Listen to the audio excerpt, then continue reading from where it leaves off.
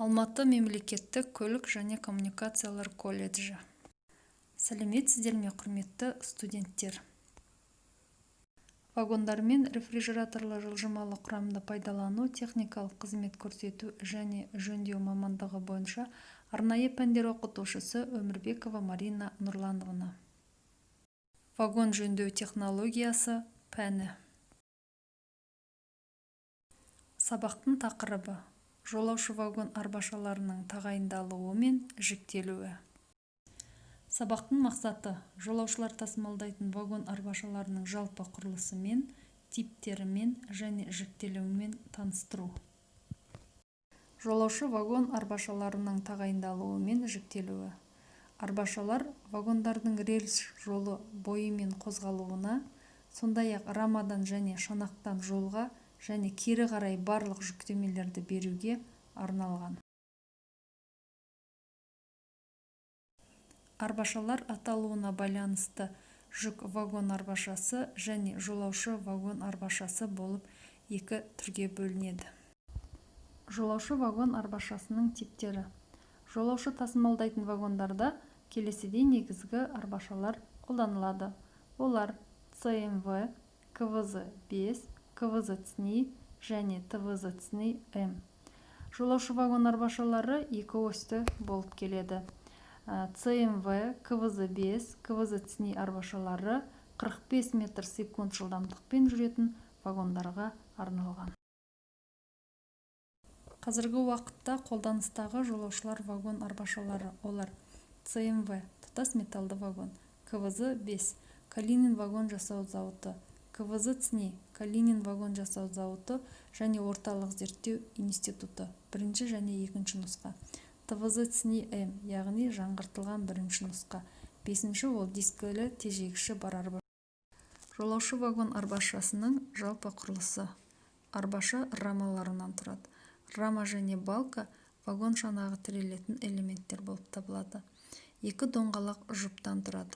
Доңғалақ жұптары арбаны рельстерде ұстауға арналған элементтер. Букса тораптарынан тұрады. Букса доңғалақ жұптарының осьтерінің мойнына рамадан қысым беруге, сондай-ақ доңғалақ жұбының бойлық және көлденең қозғалысын шектеуге арналған элементтер. Буксалы серіппелер. Серіппелі ілу соққыларды жұмсартуға және доңғалақ жұптарының рамаға букса арқылы берілетін тербелістердің амплитудасын азайтуға арналған элемент. Екі орталық рессорлы ілме торабынан, екі буксалық рессорлы ілме және гидравликалық тербеліс өшіргіштерінен, тежегішті рычагты берілістен, рессор үстілік арқалықтан тұрады. Барлық жолаушылар вагондары 1950 жылдан 1960 жылға дейін ЦМВ типті арбашаларында салынды. Сағатына 120 км жылдамдыққа дейін есептелінген. Орталық рессорлы аспада Галаховтың эллиптикалық серіппесі қолданылды. Вагон шанағынан түсетін жүктеме пятник арқылы рессорлы арқалыққа берілді. ЭРУ 1050 типті доңғалақ жұптары пайдаланылған. 1960 жылдан бастап темір жолдарға КВЗ-5 типті арбашалары келе бастады. Олардың орталық серіппесінде іліну рессорларын серіппелі жиынтықпен ауыстырылды және екі гидравликалық тербеліс өшіргіші орнатылды. Бұл вагонның тегістігін, әсіресе жоғары жылдамдықпен жүруін жақсартты. 1962 жылдан бастап Калинин вагон жасау зауыты КВЗ-ЦНИ типті арбалардың сериялық өндірісін енгізді. Жолаушы вагон арбашасының типтері мен жіктелуімен танысып, вагон арбашалары вагонның ең маңызды бөлігінің бірі екенін білдік. Осы жүріс бөлігінің техникалық қалпының дұрыс болуынан поезд қозғалысының қауіпсіздігі қамтамасыз етіледі.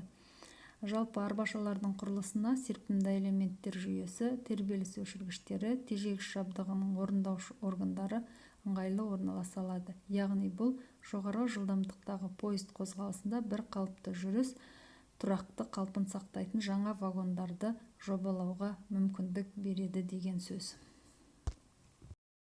Сабақты бекіту.